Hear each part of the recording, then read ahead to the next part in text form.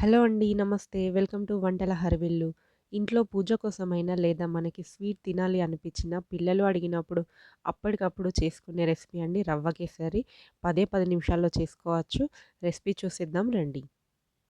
Stove పైన pan పెట్టేసుకొని దాంట్లో 2 టేబుల్ స్పూన్ ఘీ వేసుకోండి. ఘీలో ఒక కప్పు రవ్వ తీసుకోండి. అదే అండి మనం బొంబాయి రవ్వ, సూజీ రవ్వ అని పిలుస్తాం గదా! అది ఒక కప్పు తీసుకోండి. చిన్న ఫ్లేమ్ మీద దోరగా వేయిస్తూ ఉండండి. ఏమాత్రం ఫ్లేమ్ ఎక్కువగా పెట్టకండి, మాడిపోతుంది. చిన్న ఫ్లేమ్ మీద స్లోగా వేయిస్తూ ఉండండి. ఒక పక్క రవ్వ ఫ్రై అవుతూ ఉంటుందండి. మరొక పక్కన ఒక పాన్ పెట్టుకొని, అందులో మనం ఏ కప్పుతో అయితే రవ్వని కొలిచి తీసుకున్నామో, అదే కప్పుతో 3 కప్పుల వాటర్‌ని కొలిచి తీసుకోండి. అంటే ఒక కప్పు రవ్వకి 3 కప్పుల వాటర్ అన్నమాట.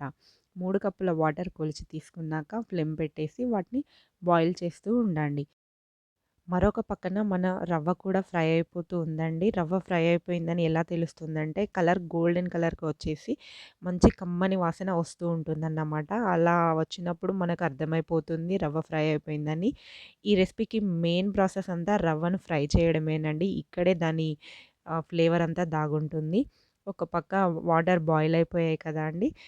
ఫ్రై అయిన రవ్వలో బాయిల్ అయిన వాటర్‌ని వేసేయండి. వితిన్ 40, 50 సెకండ్స్‌లోనే రవ్వ మొత్తం ఉడికిపోతుంది. వేడి నీళ్ళు వేసాం కాబట్టి రవ్వ మొత్తం చాలా ఫాస్ట్‌గా ఉడికిపోతుందండి.